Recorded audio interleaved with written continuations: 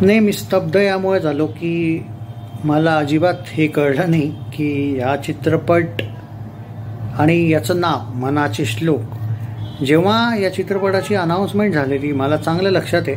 मला पर्टिक्युलरली असं वाटलेलं की यार काहीतरी एक डिवाइन फिल्म येते मस्त. आणि जेव्हा मला टीजर ट्रेलर मी बघितलेला तेव्हा मला डिसअपॉइंटमेंट चित्रपटाविषयी नाही वाटली.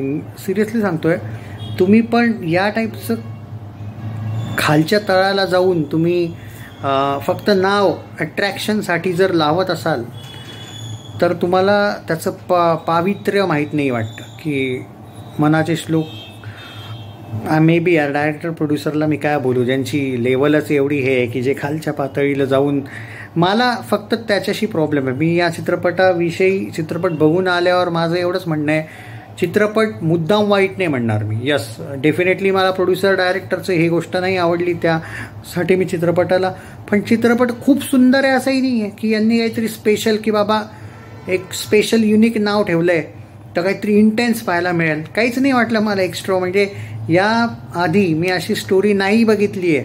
असं मी म्हणेल की यार चला नाव पण कदाचित जस्टिफाय की नाही यार काहीतरी आहे बरं का की डिफरंट आहे म्हणून नावाला पण डिफेंड करू आपण, असंही नाही वाटलं यार. की यांची एकदम उत्कृष्ट आउटस्टँडिंग ॲक्टिंग आहे बॉस, की दशावतारचे शोज पण आता काढून टाकले जातील, असाही काही अँगल नाही वाटला.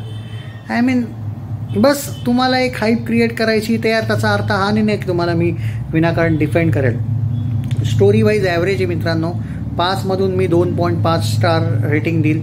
स्टोरी वाईट नाही आहे, पण असं नाही की याआधी तुम्ही असे चित्रपट नाही बघितले तो उगीच त्याला मी जर एनकरेज करून मी याला 3.5-4 स्टार देऊन पुन्हा मराठी इंडस्ट्रीत एक त्याच टाईपचं काहीतरी हे चित्रपट आणतील आणि काही आपल्याला नवीन युनिक काही भेटणार नाही. त्यापेक्षा बेटर आहे की वेळीच यांना खत पाणी घालण्यापेक्षा वेळी ज्यांना थांबवणं बेटर आहे.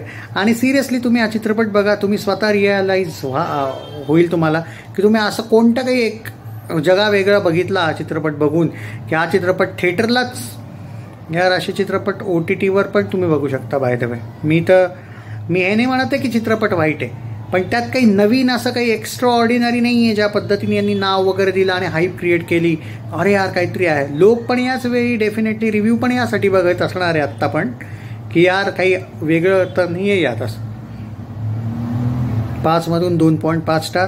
कलाकारांचं काम ठीकठाक आहे, ओके चित्रपट.